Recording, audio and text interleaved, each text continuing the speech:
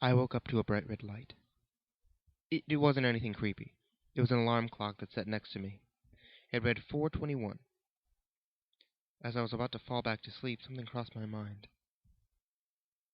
I don't have an alarm clock in my room. I started to sweat.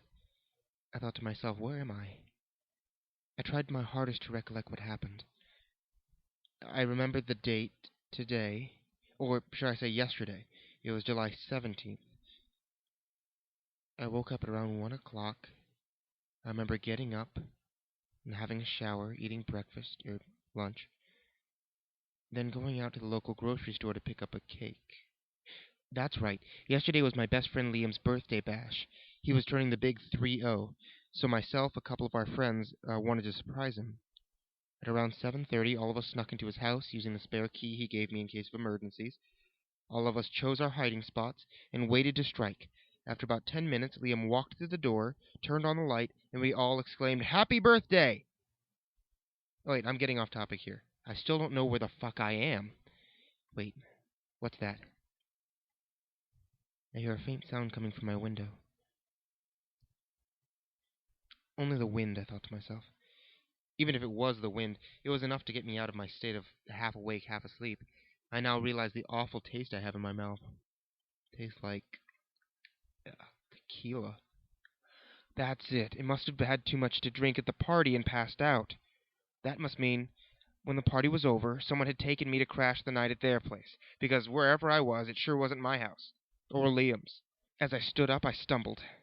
Still must be a little drunk. As my eyes adjusted to the darkness, I made my way to the door. Before I could reach the knob, I saw a piece of paper on the floor.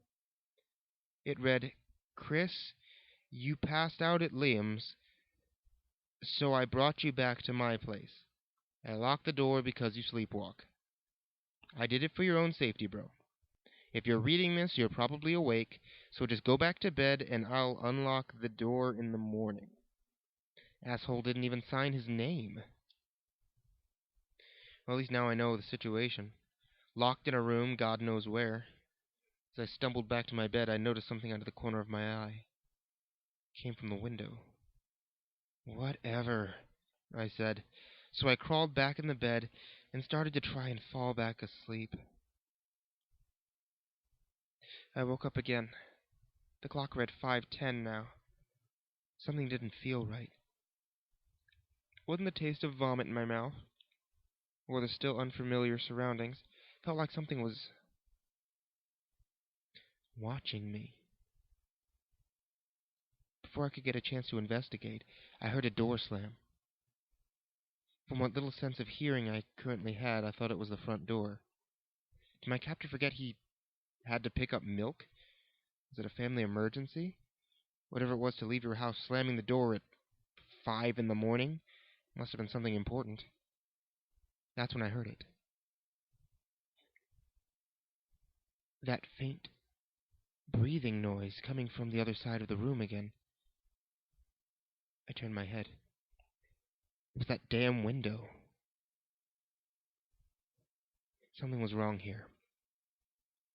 I approached the window to see if maybe some of the neighborhood kids were pulling a prank on me. Maybe that's why the other person left in such a hurry, to shoo off pranksters. As I approached the window, I stumbled and fell flat on my face. Oh, still must be drunk. As I got up, my eyes froze. Stuck. Immobilized. I don't care what the fuck you call it. There was a hand pressed firmly against the window. This wasn't a normal hand either. It wasn't human. Or it may have been human, but whatever it is, it's not human anymore. I backed up. The hand started to slowly claw at the window. I screamed, "You damn kids better get away from there, or I'll call the cops!" The hand seemed like it was getting angry. It started clawing faster and faster until all I saw was its jerky series of hand gestures. I bolted to the door. I tried to open it, but it was still locked. I started bashing at the door and started to scream. Nothing. I looked back at the window reluctantly. The hand was signaling me to come over. I wasn't going anywhere near that hand thing. I decided I was either dreaming, still really drunk, or my mind was playing tricks on me. Either way, I calmly got back into bed. Shouldn't have done that. That hand started banging the window furiously. I ignored it for a while, but I couldn't anymore. I got up and yelled, "I don't know who you are or what shit you're trying to pull, but I'm going to find out who the fuck is connected to that hand." I sprinted to the window. As soon as I got close, the hand smashed through the window and grabbed me by the face. I looked at what was grabbing me, but my vision was slightly broken by the hand. I saw someone crawling into the room. From what I saw, this wasn't any person. It was a creature of some sort. As it crawled in, its other hand grabbed me by the throat, started choking me.